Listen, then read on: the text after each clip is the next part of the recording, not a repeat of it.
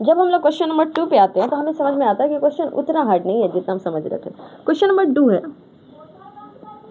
Exercise 1.3 का NCERT का।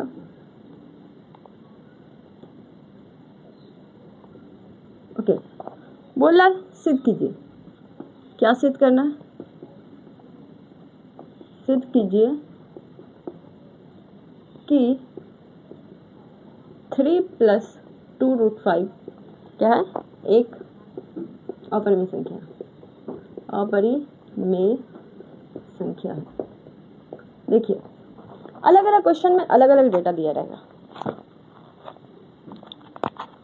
अलग अलग क्वेश्चन में अलग अलग डेटा दिया रहता है। अब इंटरेस्टिंग तो तब होती है ना जब बच्चे उसको एंजॉय के साथ करे या एंजॉय के साथ बनाए। अदरवाइज क्वेश्चन बहुत ज़्यादा हार्ड लगता है बच्चे को।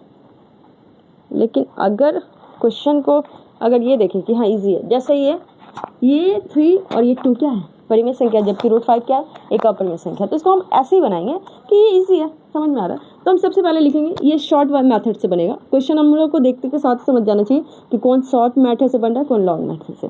ठीक है, ये शॉर्ट से बनेगा। तो सबसे पहले लिखेंगे कि माना 3 + 2√5 एक क्या है? परिमेय संख्या, परिमेय संख्या है। अब हम इसको परिमेय संख्या मान लेते हैं। अब हमें क्या मानना होगा कि परिमेय संख्या तो मान लिए। अब हम यहाँ पे लिखेंगे 3 + 2√5 = यहाँ पे हमारा हमेशा फिक्स रहेगा p/q लिखेंगे, राइट। और यहाँ पे हमें p/q के साथ लिखने के साथ एक और चीज़ें लिखना है कि यहाँ p और q क्या लिखना है? p और q दो क्या है? पूर्णांक है। क्या है? पूर्णांक है। और एक चीज़ लिखना है कि q ≠ = 0। कभी भी q का वैल्यू जो आएगा वो 0 के इक्वल नहीं होगा। ये चीज़ समझ गए। अब हम ये देख रहे हैं कि ये परिमेय है, ये परिमेय, ये अपरिमेय संख्या है और ये दोनों तो जैसे वैसे ही। अब हम क्या कर सकते हैं? कुछ तो कर सकते हैं। तब हमारा समझ में नहीं आ रहा कि क्या करें। तो दो चीज़ें कर सकते हैं, ठीक है। जो इधर प्लस में इसको इधर भेज सकते हैं, ठीक है। तो ये हमारा 2√5 है और = हमारा इधर p/q और इधर प्लस में 3 तो इधर माइनस में आ गया, राइट। अब हम ज़्यादा से ज़्यादा एक चीज़ और कर सकते हैं कि हम एलसीएम ले सकते हैं। जैसे हम एलसीएम लेंगे तो ये हमारा q हो जाएगा और यहाँ पे p - 3q होगा, ठीक है। इसको छोटा लिख देंगे, ठीक है। ये हमारा p - 3q हो गया बटा यहाँ पे q हो गया। q एलसीएम ले लिए। अब यहाँ पे हम देख रहे हैं कि 2 है। जब ये 2 है तो यहाँ पे इसके साथ मल्टीप्लाई में है तो ये इधर आ जाएगा, तो ये इसके साथ गुना में आ जाएगा। ये यहाँ से इधर चला जाता है, ठीक है। ये ऊपर में रहेगा तो ये नीचे आएगा। अब हमारा ये √5 = b - 3q/2q है। अब समझ में आ रही बात। अब हम ये देख रहे हैं कि ये तो रूट वाला है, रूट से बाहर नहीं निकलने वाला, लेकिन ये तो है रूट से बाहर। तो मतलब ये क्या है? परिमेय संख्या है और ये क्या है? अपरिमेय संख्या। मसला यहीं पे हमारा फाइनल हो रहा है, सेट हो रहा है। क्या कि हमारा सेट ये हो रहा है कि एक संख्या परिमेय हो गया, दूसरा अपरिमेय हो गया। अब ऐसे क्वेश्चन को हम कैसे बनाएं? ठीक है, अब हम ऐसे क्वेश्चन को कैसे बनाएं यही सोचते हैं। तो यहाँ पे लिखेंगे क्या कि ये अपरिमेय है, ये परिमेय है। तो हमें एक स्टेटमेंट लिखना है कि यहाँ p - 3q बटा 2q क्या है? p - 3q बटा 2q एक क्या है? परिमेय संख्या है। क्या है? परिमेय संख्या है, जबकि √5 एक अपरिमेय संख्या है। अब जैसे हम समझ गए एक अपरिमेय है, दूसरा अपरिमेय है, तो यहाँ पे हमारी मान्यता क्या हो जाएगी? गलत हो जाएगी। अतः हमारी मान्यता गलत है।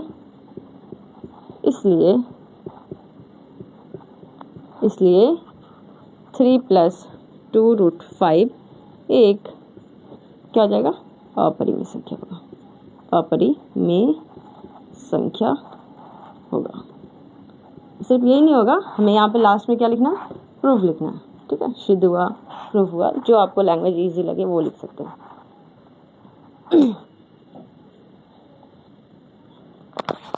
एक चीज़ याद रखें कि कभी भी ना क्वेश्चन कितना भी लेंदी हो, एक बार अगर आप एक बार बनाएं और दोबारा अगर किसी टीचर ने समझा दिया बिना बोले तो सोने पे सुहागा।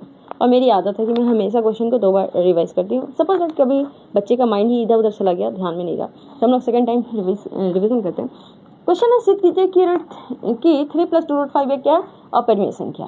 तो हम सबसे पहले लिखेंगे यहाँ पे सॉल्यूशन में आएगा हमारा, ठीक है। माना 3 + 2√5 क्या है, एक परिमेय संख्या है, ये तो इससे फिक्स है।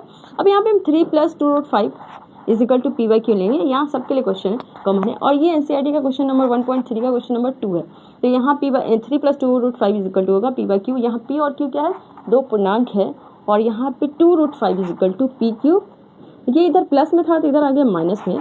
तो ये अब हम जैसे इसको माइनस में भेजें, फिर एलसीएम ले लिया तो नीचे में क्यू आ गया। फिर ये जो रूट इसके साथ मल्टीप्लाई था उसको इधर भेज दिए, क्यों, क्योंकि इधर इसके साथ जो गुना में रहता है वो नीचे में चला जाता है, ठीक है। तो यहाँ पे अब हम देख रहे हैं कि ये पूरा पोर्शन अपरिमेय संख्या है जबकि ये पोर्शन परिमेय संख्या है। तब हमारा लफड़ा जो हमने गड़बड़ किया वो पता चल गया।